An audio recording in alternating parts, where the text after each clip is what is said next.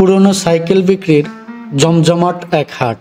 নিজের ব্যবহার্য সাইকেলটি বিক্রি করে প্রয়োজনের টাকা সংগ্রহ করতে অনেকে সাইকেল নিয়ে এসেছেন। আবার কেউ বিভিন্ন জায়গা থেকে সাইকেল কিনে এই হাটে বিক্রি করে লাভ করতে এসেছেন। দূর দূরান্ত থেকে বিভিন্ন গাড়িতে ব্যাপারীরা তাদের সাইকেল নিয়ে আসে।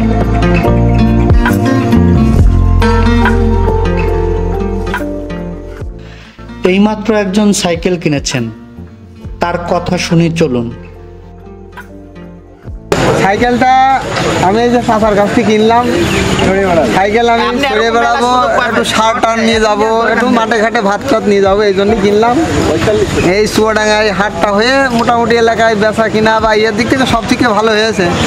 তবে একটু আবেদন থাকবে যে আরও যাতে জাঁকজমক এই যে যারা দায়িত্বে আছে করে, এবং যাতে ক্রেতা এবং বিক্রেতার মানে সামঞ্জস্য করে এবং তাদের দিকে একটু ওনারা একটু নজর দেয় এক কথায়।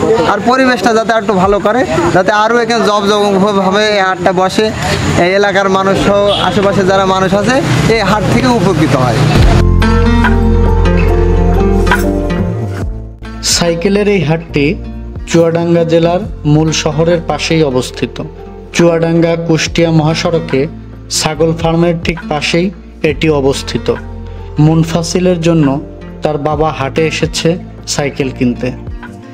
সাইকেল কেনার পর বাবা ছেলে দুজনেই বেশ খুশি। কিনে দিতে পেরে কি আপনার খুব ভালো লাগছে? এখন অবশ্যই ছেলের একটা সাইকেল কিনে দিলাম, ভালো তো লাগবে, আনন্দ লাগবে। কি সাইকেলে নিয়ে স্কুলে যাবে না কি জন্য বলেছে? হ্যাঁ, স্কুলে যাবে, ঘুরবে। এখন তো তাছাড়া রোদের এখন বয়স, তো স্কুলে যাওয়ার ঘোরা। কেমন লাগছে এখন? সপ্তাহের শুক্রবার এখানে হাট বসে। বেলা 2টা থেকে শুরু করে বাদ মাগরিব পর্যন্ত এই হাটের কার্যক্রম অব্যাহত থাকে। ছেলের শখের ছোট্ট রঙিন সাইকেল কেন বিক্রি করতে এনেছেন জিজ্ঞেস করলে একজন বিক্রেতা বলেন, এই শখের সাইকেল আপনি কেন বিক্রি করছেন? ভাই, ছেলে এখন বড় হয়ে গেছে, পায়ে বাঁধছে, বলে সাইকেল এখন বিক্রি করে দিয়ে একটা সাইকেল নতুনটা কিনবো। ছেলের এই জন্য সাইকেলটা বিক্রি করে দিয়েছি। তাছাড়া সহজে সাইকেলটা বিক্রি করতে চাচ্ছিলাম না, মনটা তাও খারাপ ছেলের। তেমন বাবা এটা বিক্রি করে আবার নতুন সাইকেলটা কিনে দেবো। হাটে শেষ মুহূর্তে নিজের সাইকেলটি যেন সবার দৃষ্টি আকর্ষণ করে, বেশি দাম ওঠে, এজন্য অনেকেই নিজের সাইকেলের যত্ন করতে ব্যস্ত। এটি চুয়াডাঙ্গা পৌর সাইকেল হাট নামে ইতোমধ্যে বেশ জনপ্রিয় হয়ে উঠেছে। মূলত পৌরসভা থেকেই প্রতি বছর নিলামের মাধ্যমে 1 বছরের জন্য হাটটি ইজারা দেওয়া হয়। হাটের পুরাতন ব্যাপারীদের একজন বলেন, এই হাটটা সর্বমূলত ছিল হচ্ছে আপনার রেলবাজারে, বুঝছেন? তো ওখান থেকে হাটটা চলে আসে ছাগল ফার্মে। এখানে আজকের থেকে বিগত 10 বছর হয়ে যাচ্ছে। ভালো পরিবেশ, ভালো, সমস্যা নেই, বেচা কিনাও ভালো। তো মোটামুটি আশা করা যায় যে কিছুদিন পরে থেকে আবার বেচা কেনা লেগে যাবে।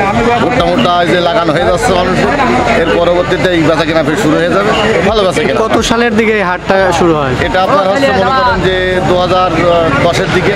শুরু থেকে এমন জমজমাট ছিল না, কিন্তু পরবর্তীতে এখন জমজমাট হয়েছে। সবাই জেনে গিয়েছে যে হাটটা এখন ভালো চলে, যার কারণে এখন ভালো চলে, লোকজন ভালো। আপনি সাইকেল এখান থেকে কিনে?